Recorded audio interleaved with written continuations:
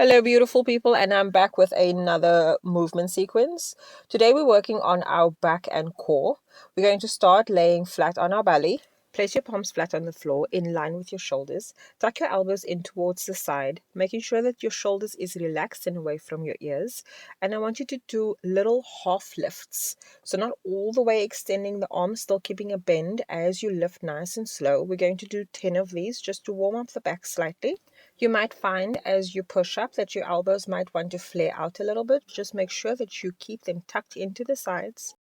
As we're reaching the end, hold the pose here and then extend fully upwards.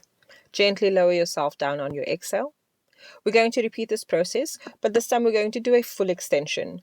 So instead of doing a half lift, you're going to lift up all the way. And we're going to do this for a 10 count as well. Remember to keep your shoulders away from your ears as you raise up, and elbows tucked in as you lower down. When you're ready, we're going to move into a Superman pose. So lowering yourself down, extend your arms out in front of you. On your inhale, raise your chest, bringing your elbows down towards the side. On your exhale, extend the arms, lowering yourself back down. Do this a few times. For an added challenge, lift both the chest and the legs off the ground.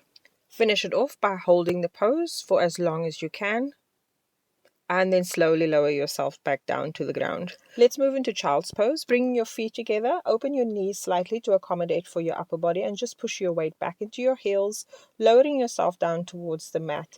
This will help give the lower back area a little bit of a break before we move on.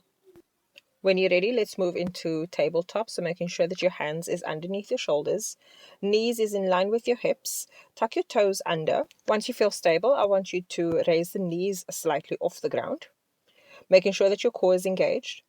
Now you can either stay here or you can add a little twist towards the side and extend the opposite leg underneath. So you'll twist towards the right, kicking out the left leg. Come to center and then repeat on the opposite side. For an added challenge, you have the option to do a single arm balance. You can do these as slow or as fast as you want to, as long as you keep your proper form. To finish off, let's make our way onto our back.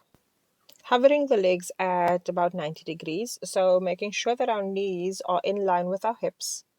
I want you to raise your arms overhead, lifting both your head and your shoulders off the ground. And we're going to simultaneously extend the right leg and the left arm, bringing it back to center and then repeating it on the opposite side. So we will be alternating between opposite arm and opposite leg, all the while keeping the shoulders and head off the ground. If this is a little too strenuous on your neck, try and use a block or a small pillow underneath your head, but the aim here is to keep the core engaged. Try and do this for a 10 count on either side before finishing off.